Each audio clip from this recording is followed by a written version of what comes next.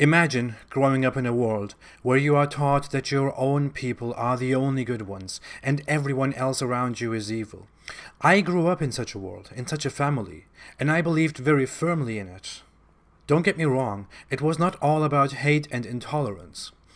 I criticize Islam very harshly and very bluntly today, but behind this person, who seems to be an enemy of Islam, there lies a background of a firm believer who loved what he did.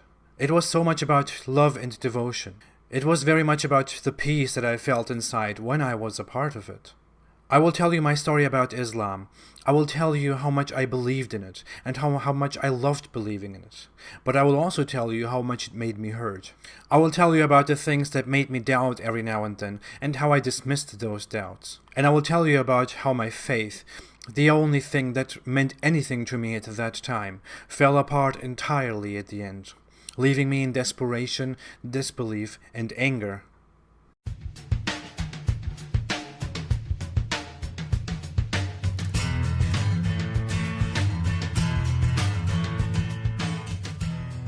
I was born in Germany into a Turkish Muslim family as one of 3 children.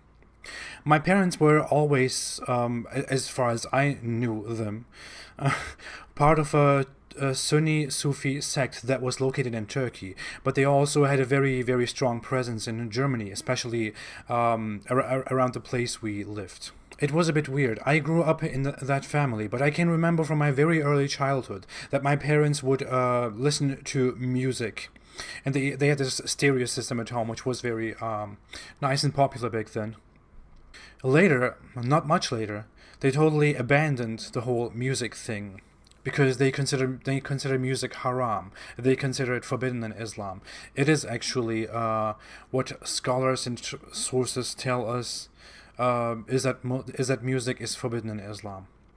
And one hadith even tells us that near the end times there will be more female singers, and that's something very, very bad.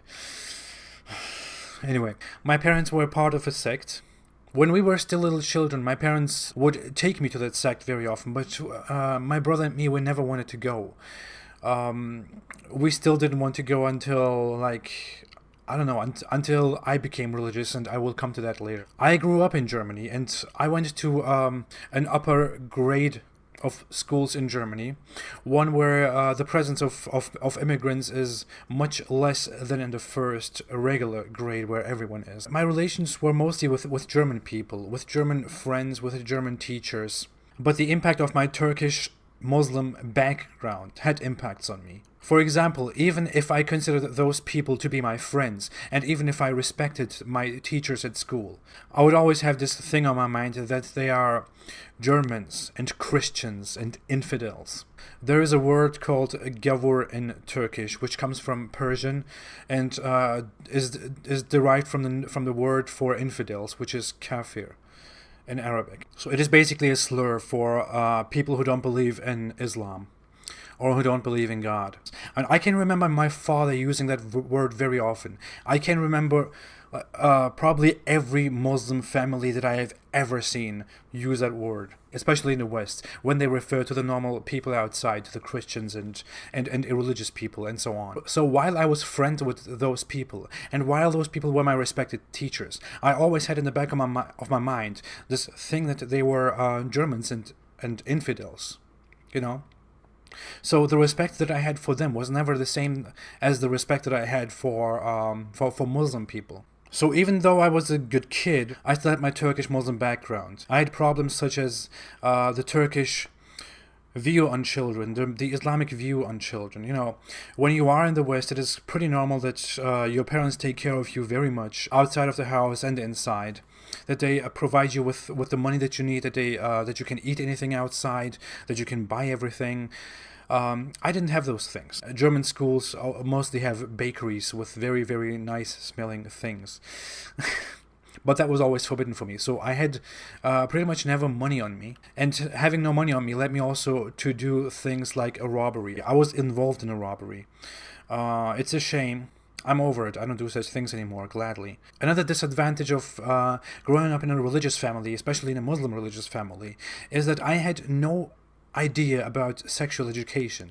I mean, I learned all those things at school. Like, people around me would know many things already, but I didn't know anything. So I had to learn things from the TV, from school, from others. Maybe that's why, as soon as I got access to my own computer, which was a used one, I became a total internet geek. I would spend day and night on Wikipedia, jumping from article to article, and I still do that.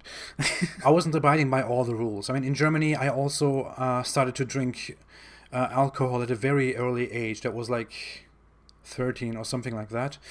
My parents found out about it. It was horrible. Well, I endured some things. Like, when I was out for too long, sometimes my mother would beat me, and that is considered very normal in Muslim culture, that children can be beaten. I mean, that's based on Islam, and it's also pretty normal that older people who take care of younger people hit them every now and then. But I will come to that point later. Then came the news. My parents, obsessed with their sect, told us that we are moving to Turkey permanently. I didn't want it, but I had no choice. I had no say in this. Eventually, we moved to Turkey, where my parents told us that we would be much better. We would live in a much better place, because Turkey is a predominantly Muslim country, which is better for us Muslims to live in, instead of living in Germany, where we Muslims are not supposed to live. That's actually an Islamic way of thinking. In Islam, Germany and European countries, non-Muslim countries, are considered a Darul Harb, which means a land of war, a land where Islam doesn't rule, a land where Islam is not dominant. And you're not supposed to live in those countries except if you really have to, for financial reasons, for work, or for education, or for jihad in the sense of proselytizing. So in Germany, my view on people was very much influenced by my parents and their views, by Islamic views. I mean, the word that I associated with Christians the most was pigs, and that was not a coincidence, because that was what I was taught. I was taught that Christians are bad, that they are not our friends, and everyone is jealous of Turks and of Turkey, and they are only nice to us because they are afraid that the Ottoman Empire might rise again. But Christians were at least considered better than Jews. No, I'm not supposed to say that. I learned that it's better to say that Jews are worse than Christians, because I shouldn't in any way say that Christians are better than something. That's wrong. Well, my view on Jews, I can say very clearly that the anti-Semitism in the Islamic world, in the Muslim world, is not based on what Israel does and the Israel-Palestine conflict right now. I mean, that might have triggered something, but the anti-Semitism is a total natural thing in Islam. That's mainstream Muslim culture. Muslims hate Jews for no reason. The majority of Muslims never met a Jew, but they hate the Jew because that's what they are taught. They are taught to hate Jews because they killed the prophets. They are told to hate Jews because the Quran condemns Jews. They are told to hate Jews because Jews are traitors. And lastly, the Israel problem. If you grow up in a Muslim family, you are taught that behind every bad thing there might be a Jew. Jews rule the world, Jews make all the problems, Jews cause all the wars, and so on. That's not just our family. You can see that anywhere. You cannot so easily see that if you are an outsider, if you are not a Muslim and you talk to Muslims. But you can see that very, very well, and I'm exposing this here. If you are a Muslim, that if you go among Muslims, there is this extreme hate against Jews, not only against Zionists, not only against Israel. There is this hatred of Jews. In my example, we had a neighbor, a very, very kind woman who was one of Jehovah's Witnesses. But my mother apparently somehow mistook her for a Jew. And she told us only that we should stay away from her because she's a Jew. When 9/11 happened, I was almost 11 years old. My mom called me to the living room, and we basically saw the second plane live on TV. I remember I felt fear and sadness watching that happen, but my emotions were challenged very quickly because the next moment my mother told me that they blame it on Muslims, but it was not Muslims, that it was the Jews and the Americans together in a conspiracy. The next day I went out, I saw other Muslims who talked about the same thing, who talked about how it was actually Jews and how America made it. I mean, You might think that all those people, especially among Muslims, who spread conspiracy theories about 9/11, might have researched something and that's why they believe in such crap. Well, they didn't. They just started talking about those things as soon as it happened. The majority of Muslims that I knew, younger or older, they were either happy about 9/11, they ignored it because they said things like, well, Muslims are killed every day. What is with a few people killed in those Twin Towers? Or they said it was most probably Jews. Or they said it was staged by the US government. Or also that it was done by people who were trained by the CIA and by Mossad to make Islam look bad. Those things started on day one. Then with Germany, we moved to Turkey. Well, in Turkey, my parents told me that everything will be much better. It's funny, in Germany, I wasn't allowed to stay out after 9 or and 10. I would still do. But in Turkey, I was allowed. Well, in Turkey, we moved to the capital city, Ankara. And it was filthy. It was disgusting. No respect for women. No respect for anyone. People don't have respect for each other. People are total fucking bastards to each other. I went to a school where the teachers would beat the students. I have never seen such a thing in Germany. I came to a disgusting place, but I thought it might be just that place. But that wasn't true. In the capital city, Ankara, the sect was again present. I saw people of the sect all the time. I made my first interactions with people in Turkey, with how they live, how they think. Well, the first impressions were that they are mostly very, very ignorant. I mean, they have no basic knowledge of things. I mean, comparing one regular person in Germany to one regular person in Turkey, it was like German, Turkish, in terms of basic worldly knowledge. I made my first interactions with Turkish girls, and Turkish girls are very weird, but for a very long time, I thought it's just the Turkish girls who are very weird, who love every kind of attention, who totally throw themselves in the arms of predators. It's not their fault, It's how they are treated in society. It's how men treat them in society. It's like Turkish men are wolves and Turkish women are sheep. And the general conception that women have to be more quiet, that they have to be silent, that they should be modest and stuff like that. I mean, I hated that word, meanwhile. I literally hate that word, modesty, Because that's how a Muslim woman is supposed to be. She has to be modest. Otherwise, she's a whore. Anyway, my Turkish wasn't that good. It was actually horrible. And I didn't know what to do in Turkey. I tried to protect my way to Germany because I thought I would go back to Germany eventually.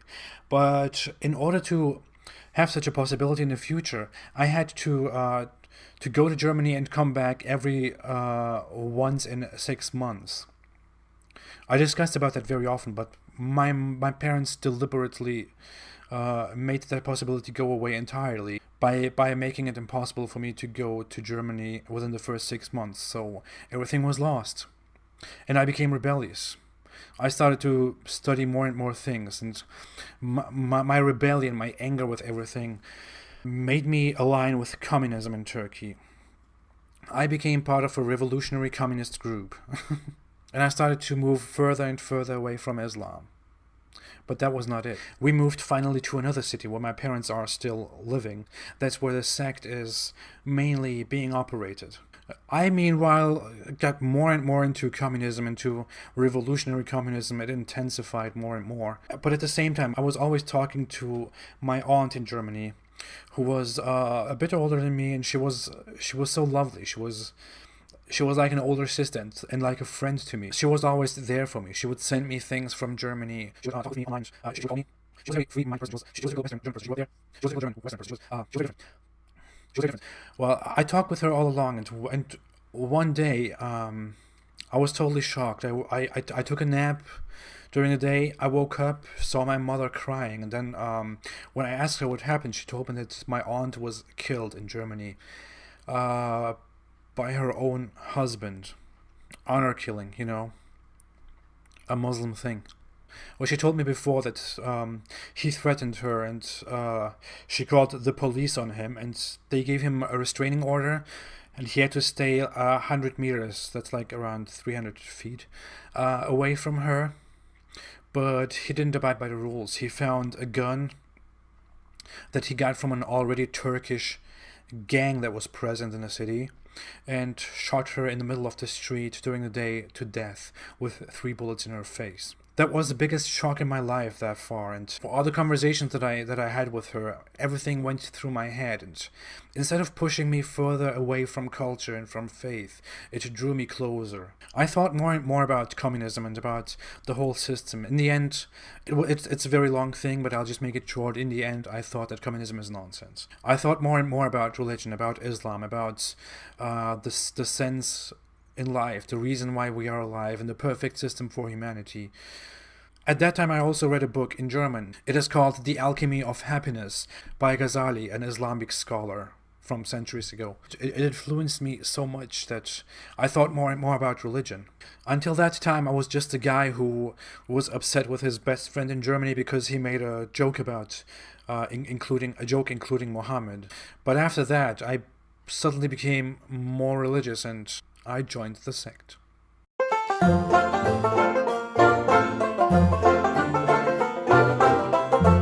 So I joined the sect.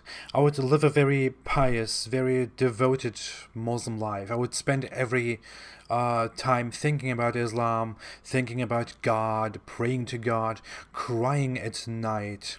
Thank you so much for accepting me into your religion. Please never let me go. Please never let me die without faith. I even had this stupid prayer. Please never make me have doubt. Please never allow me to leave the faith. And I would go as far as to say, please take my life while I have faith. Please don't leave me. I was so I don't know. I would regularly go to the mosque. I would pray all the time. I would wake up at night and don't go to bed before I pray. And I was involved in a lot of Sufi practices, like reciting Allah's name constantly and stuff like that. Total bullshit. I'll come to that in a separate video. Anyway, so I was just going on my path in the sect, and I was practicing Islam very, very much, and it felt beautiful. I mean, this feeling to be connected to God, this feeling to just want to be accepted, to just live for the one who creates you, to know who created you, and to just devote your life to him. It was beautiful.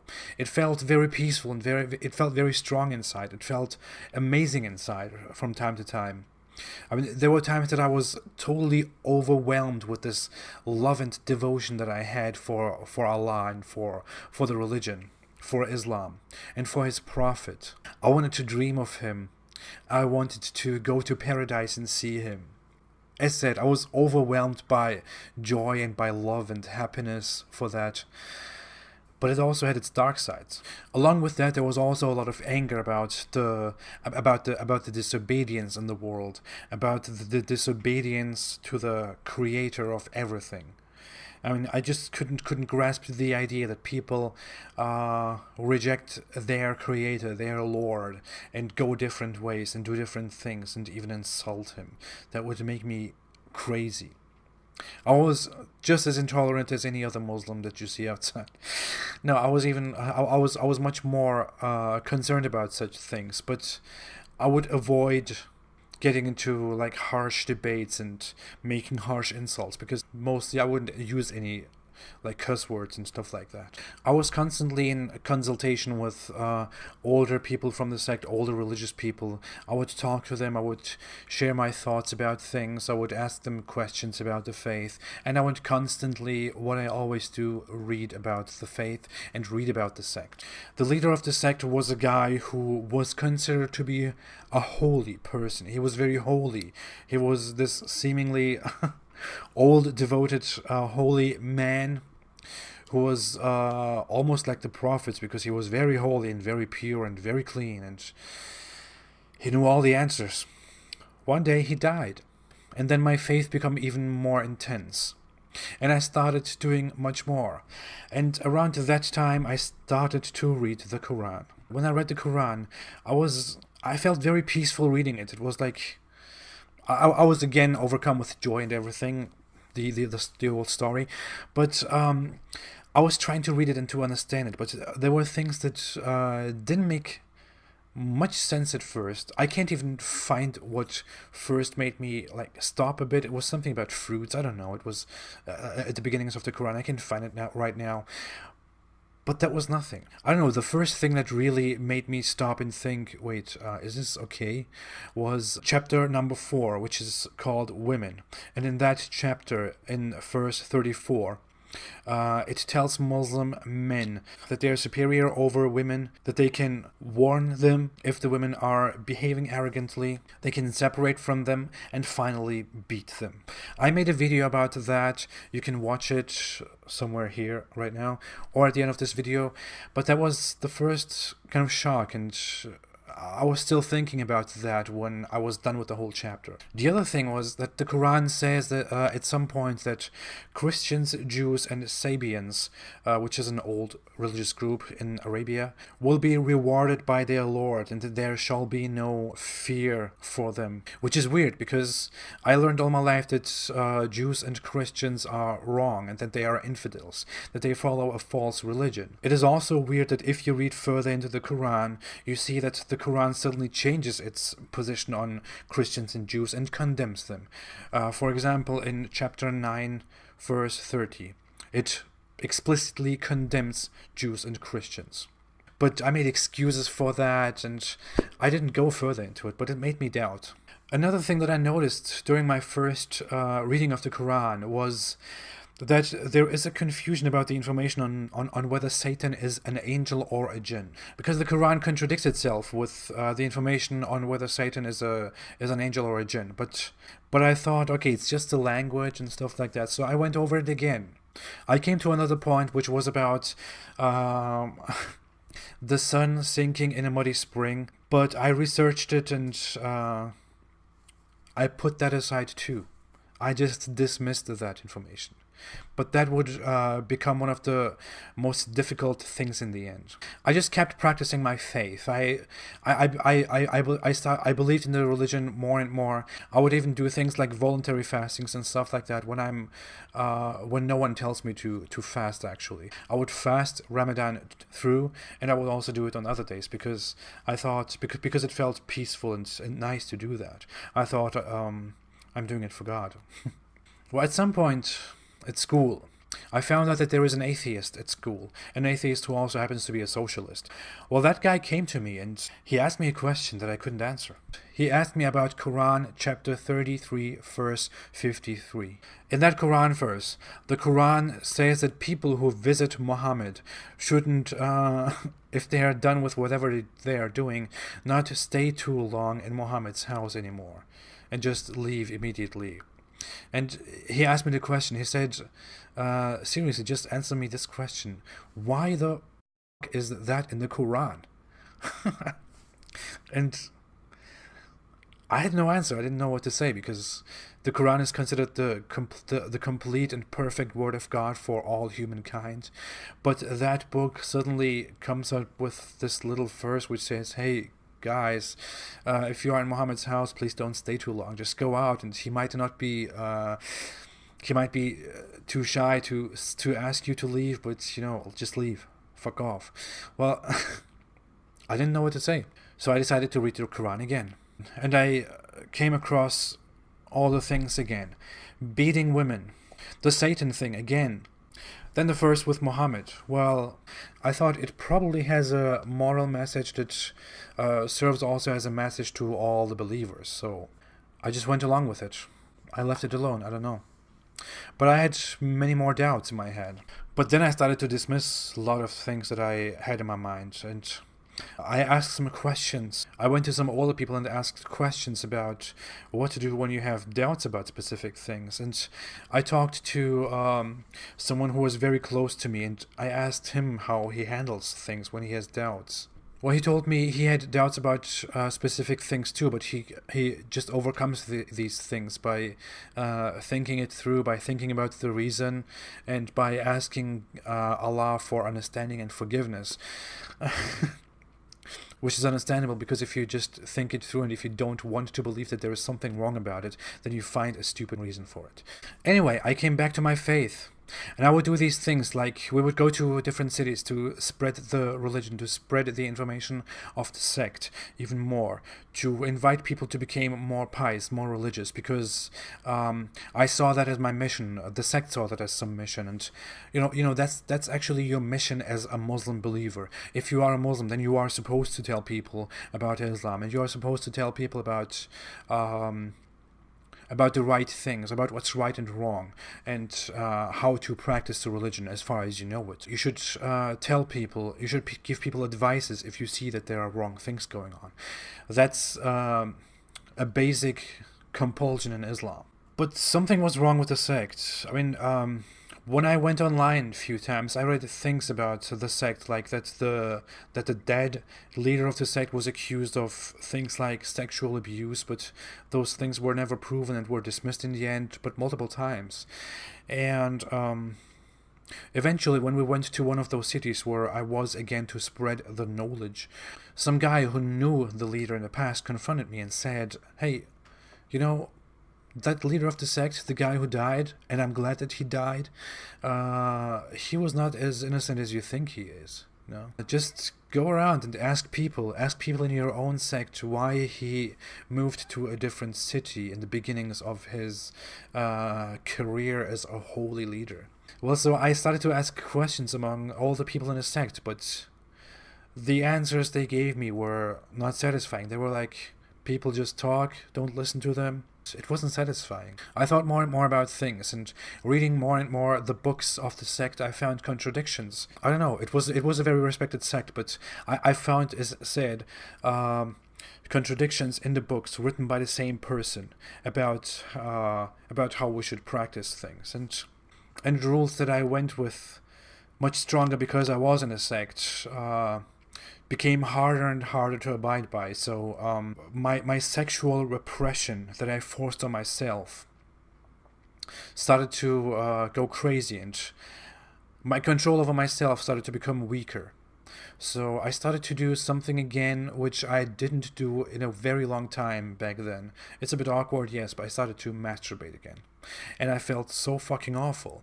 I wanted to cut my penis off, literally. Because I felt sick and I felt sad, and I asked God for forgiveness. I asked Allah to give me strength again to overcome my sexual desire. I didn't realize back then that the sexual desire is just what's naturally in me, that I can't overcome that. Well, I realized it much later. I went to the military. Military service in Turkey is compulsory. Everyone has to do it at the age of 20. So when I was 20 years old, I went to the military and I served for 1.5 years. It was disgusting because I am just not the person who can give or receive commands. I don't like it. I don't like interfering in other people's lives, and I don't like people telling me what to do. It makes me crazy inside, and I I hated it, and I was rebellious. At the same time, during my military service, I was also praying constantly and trying to stay on the path and stuff like that. But during my military service, I became more and more courageous, and something moved me to question things. And I thought, hey, I have a mind. God created me. I believe in God. I believe in him firmly, and I believe in his word, and his word in the Quran asks me to use my mind multiple times. So in the end, I decided to leave the sect, which was considered like heresy from the point of view of the sect. That's how sects generally view things. When I was done with my military service, I moved on my own to the city Istanbul, the most popular city in Turkey, and I started to live there on my own. I went to university, but I couldn't do it because I didn't want to live with my parents anymore. I had to take care of myself, and in Turkey it's a bit harder to go to university while you are on your own. So financial reasons and everything, I had to abandon it, and I had to focus on career. I had to focus on working and earning money. So I became very successful in my career suddenly. At the same time, for 1 year after leaving the sect, I still thought very often about Islam and about the whole religion. And after I left the sect, I was much more courageous, and I was much more It pushed me to question things more and more. And I stopped practicing things. In Istanbul, everything was much more different. People were not like Europeans, but it was more like Europe than it was like Muslim culture. Things became more difficult because I remembered my childhood. I remembered Germany. During my time there, I decided to read the Quran again because I had so many things in my mind, and I tried to ask questions, I tried to Google those things, I tried to ask scholars, but some things just didn't make sense, and the answers were not satisfying. I thought about all those things, and while I read the Quran, I came across the wife beating thing again. It was wrong because I grew up in a country where women and men are equal. In Germany, I thought more and more about things, about the contradictions in the Quran. I thought about the fact that the Quran tells a story of where a guy goes to the west and finds the sun sinking in a muddy spring. And I asked questions about it. I tried to find the answer to it, and the answers were just not satisfying. It was totally absurd. That question was one of the harshest ones. It disturbed me so much. I saw contradictions between the Bible and between the old scriptures, the New Testament and the Old Testament, and the Quran. The Muslim perspective was always that the New Testament and the Old Testament, which they just call Bible and Torah, were changed, but that didn't make sense. And there were just some contradictions that didn't make sense because even if Jews and Christians changed their scriptures over time, why would they change very simple information that has nothing, that would in no way make Christianity or Judaism superior to others? And I read things like that Allah holds the sky, otherwise the sky would fall down. And the Quran says many times that the end times are very near as it was never before. Well, it's been 1,400 years. The Quran condemns believers of other religions. The Quran condemns Christians and Jews just because they were born Christians and Jews, just because they didn't have the same chance to believe in Islam, to believe in Allah. I was thinking about that. I see a lot of Muslims around who are disgusting people, awful people, but those people will go to heaven because they believe in Islam. But there are wonderful people living in Germany, for example, who were born into a Christian family, who just didn't have the same chance, and they will go to hell because they didn't believe in God. Which made me think again, if I was born into a Christian family in Italy or in America, would I be a Muslim right now? Probably not. I thought about how the West treats minorities, how the West treats Muslims, how the West treated me, how Germany treated us, compared to how Muslims treat others, how the Islamic world, how Turkey treats others, what we think of others. And I thought, are we the merciful, good ones? Is that really true? There was always this warning against questioning Islam. Whenever you have some doubt in your mind, you were supposed to say, please God forgive me, astaghfirullah, and please keep me away from such thoughts, I seek your forgiveness, and stuff like that, But I thought, we have a brain that God gives us. And he tells us in the Quran many times that he gave us a mind, that we should use our minds. And I thought, why is it so bad to use this mind to question what I'm believing in? Why is it better to believe in a religion without even thinking about it? Why is it better than questioning it? Why is doing what was just put into your mind better than doing what you actually want to do because you know what you do? I got myself the New Testament and the Old Testament. I read it, but I was totally wrong about those books. I mean, it was weird to read it, yes. But what was really weird was that I was totally misinformed about those books. But I will come to that again in a different chapter. I thought about the things like that Muhammad married Aisha at a very young age, at the age of 6, and consummated marriage when she was 9. And I tried to find excuses, but, if you are not really interested in honesty and information and you just want to stay a Muslim, it's very easy to just accept some different story about that. But if you actually value information, correct information, then you can only come to one conclusion, that Muhammad actually married a little girl. And it disturbed me. I just couldn't accept it. And I read about apostasy. I read about what happens to apostates, and how apostates stay silent, how they don't tell anyone. For a good reason, because apostasy in Islam is considered the absolute sin. It's if you are an apostate, you are lower than everything, and you deserve death. Hadiths say that apostates should be killed. People who leave the religion should be killed. What made me think again? Like if this is the right religion, if this is the peaceful right religion that God gives us, that God wants us to believe, us flawed people, why would he order other people who are also flawed to kill us because we lost faith? And I ask myself, can I really do that? Do I really have the courage to do this? Well, I remember that moment. Everything stopped for a bit, and I just thought everything through, and I laid down, and just looked up to the ceiling. And I thought to myself, you have seen everything. You have studied everything over the last years. You can do it again. But from what I have seen so far, it just doesn't make sense. And if I'm wrong, then God forgive me. But I'm not a Muslim anymore. Then I was done with it. Until that moment, everything that made sense to me was Islam. Allah was with me all the time, and Allah was the reason why we are alive.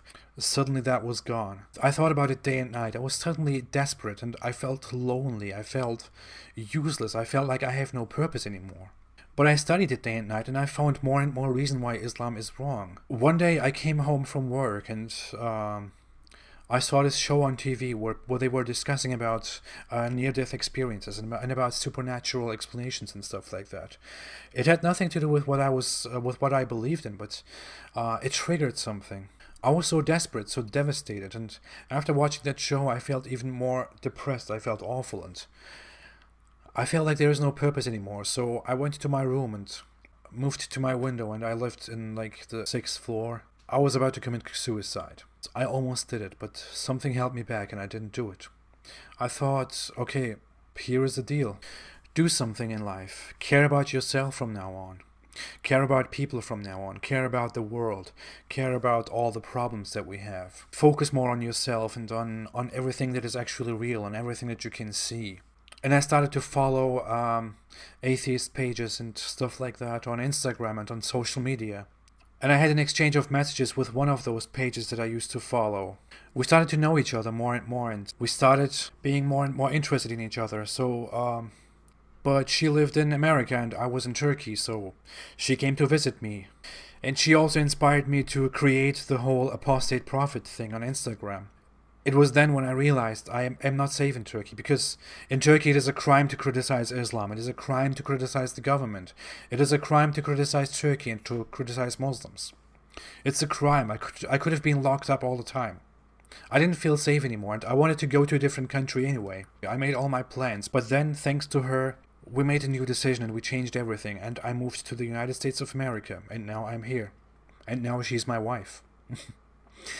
Now that I'm here, I feel fearless. And I want to speak out everything. I want to tell you everything that I have on my mind, and everything that I made it through, everything that I know, everything that I read. I want to tell you the whole truth about Islam and about Muslims. I think everyone has to know this. It can't stay a secret. And I am here to use and to protect one value that makes all of us free. Freedom of speech. Thank you for watching, and see you next week in the second and last part of this series.